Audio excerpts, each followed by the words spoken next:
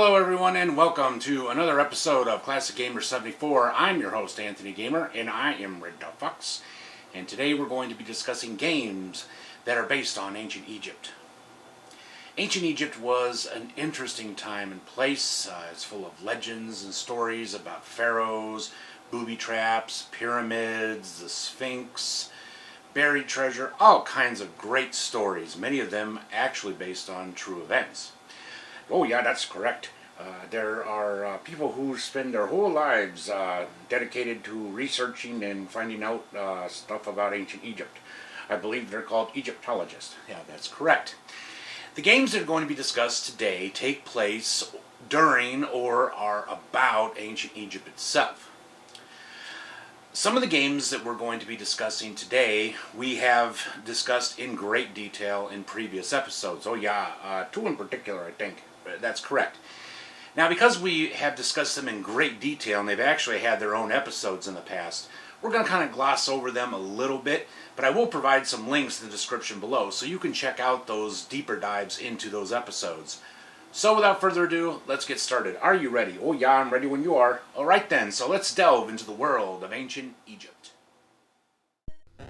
And our first game for today is Tutankhamun from 1982. This is a maze shooter game that was developed by Konami and released by Stern in North America. On this one, you take on the role of an explorer, a grave robber, who's in a maze-like tomb of Tutankhamun. You have to contend with asps, vultures, parrots, bats, dragons, and curses. You have a laser weapon that only shoots horizontally and one flash bomb. Alright, now this game was ported out a couple different times. One to the Atari 2600, probably one of the most well-known ones, the Intellivision, and the ColecoVision. And what you're looking at here is the version that was going to be released for the Magnavox Odyssey 2, but it wasn't. The game is fully complete and totally playable. And to be honest with you, what's that? This actually is my favorite version. Really? Yeah, probably because I was better at this than the other versions. But anyway, this is definitely considered a classic. If you get a chance to play this on the MO2, give it a try. Now, what we're looking at here is Riddle of the Sphinx. This is a vertical scrolling action-adventure game that was released for the Atari 2600 there in 1982 from Imagic and programmed by Bob Smith. Now, in this one, you take on the role of a son of a pharaoh and you must search the deserts of Egypt for treasures to appease the gods in order to lift a curse. Now, you need both controllers for this one here, and you also are probably going to need the instruction manual because this one can get kind of difficult. Yep, and we did cover this in detail and showed you a complete walkthrough of it in a previous episode, so you'll find the link to that in the description below. And next up we have kind of a recent classic. This is Ankh from 2005 for the Nintendo DS, published by BHV Software. I don't believe this actually got a US release. I think this was a European exclusive, one of two that we'll be discussing today.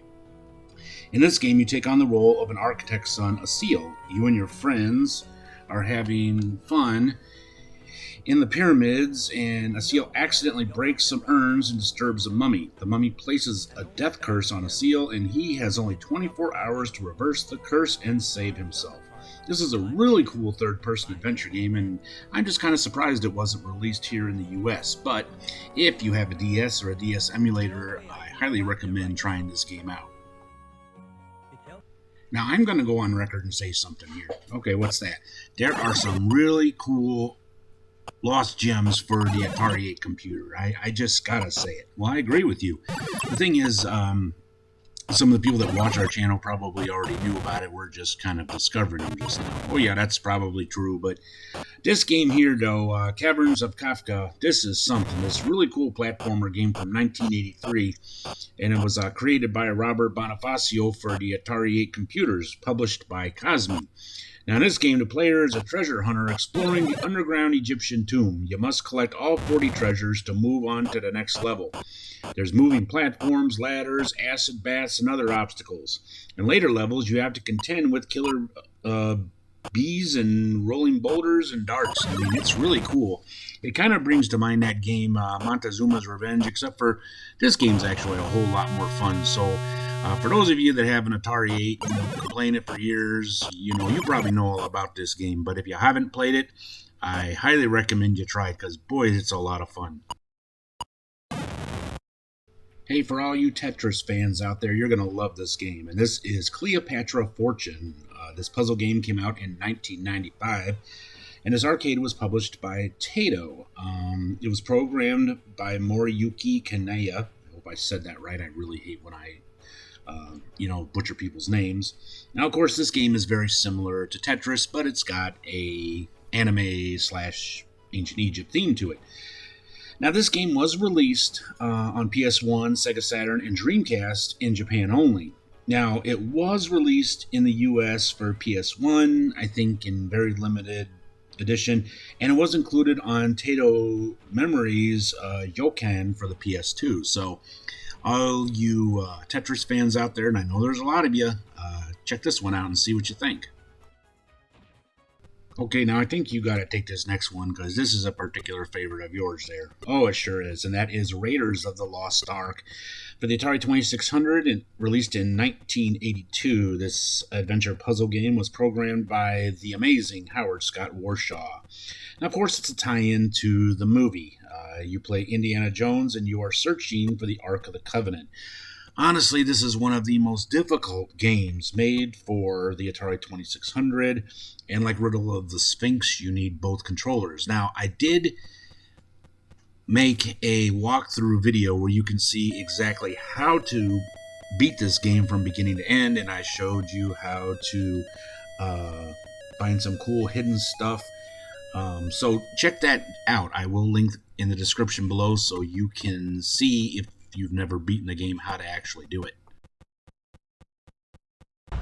Now, interestingly enough, both of us here are big fans of first-person shooter games there. Oh, we sure are. And to be honest with you, we thought we discovered all of them, at least all the ones from the 90s, but somehow this one here got past us. And this is Power Slave. This one's from 1996. It was released for PC. And it was programmed by Ezra Dreisbach. Now, in this game, it's set around the ancient Egyptian city of Karnak and in the late 20th century.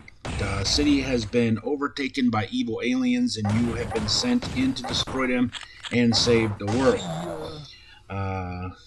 I think Kilmat, you fight against mummies, Anubis' soldiers, scorpions, and evil spirits. You are directed by the spirit of King Ramses, who the Kilmet, the aliens, want to resurrect and use his powers to rule the world.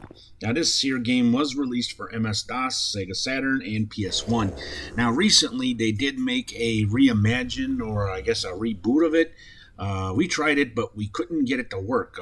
I think it was something with the controls. Yeah, it just didn't. But honestly, though, there's sometimes some games should not be remade, and this is one of them. So if you yourself are one of them folks like us that likes them 90s first-person shooter games there, you're going to really like this one.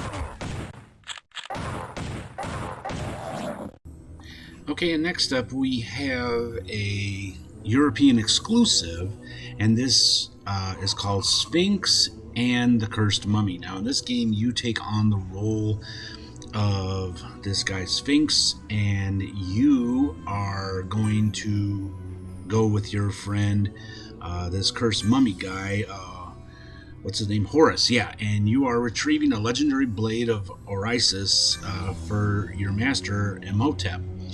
It's a pretty cool game, cool platformer, reminds me a lot of kind of like Resident Evil or something like that.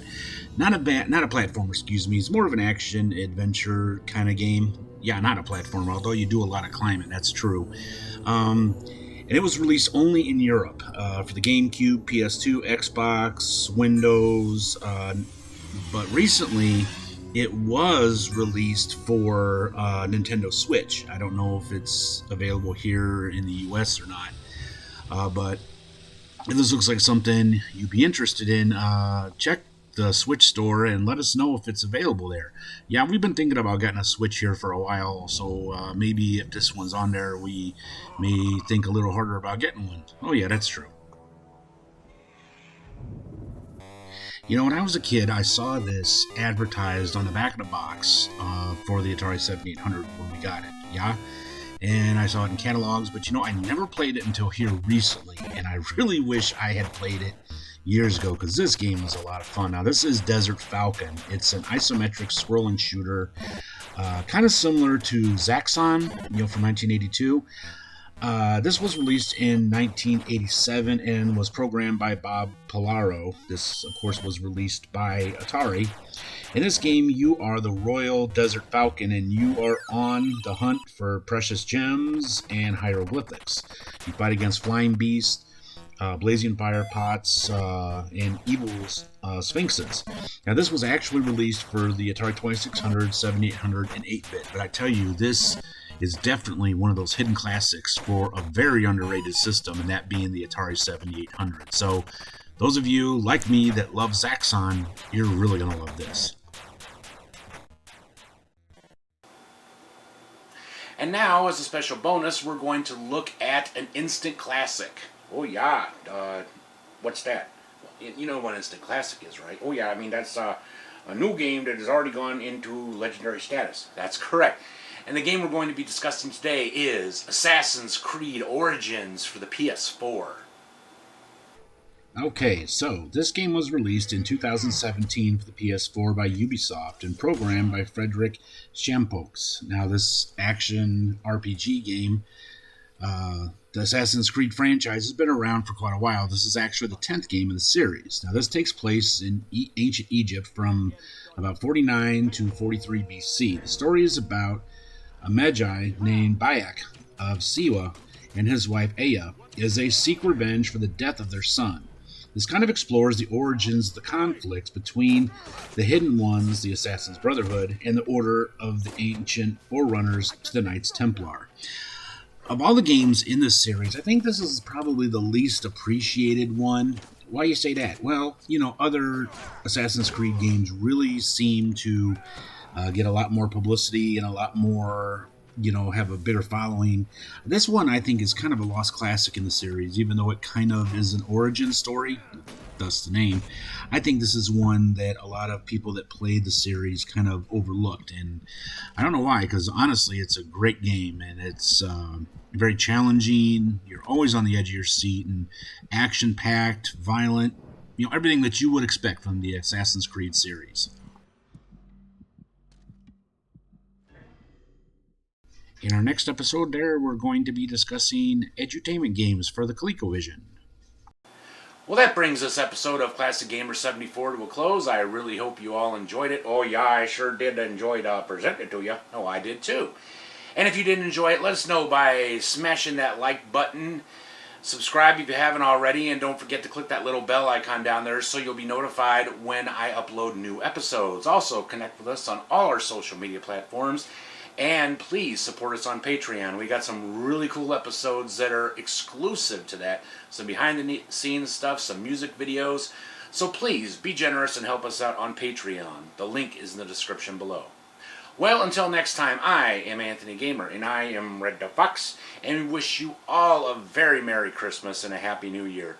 Until next time, be strong, be safe, be happy, be healthy, and above all, take care of each other, be kind to each other, and stop hate of all kinds. See you guys soon. Bye. Goodbye, everybody. Merry Christmas.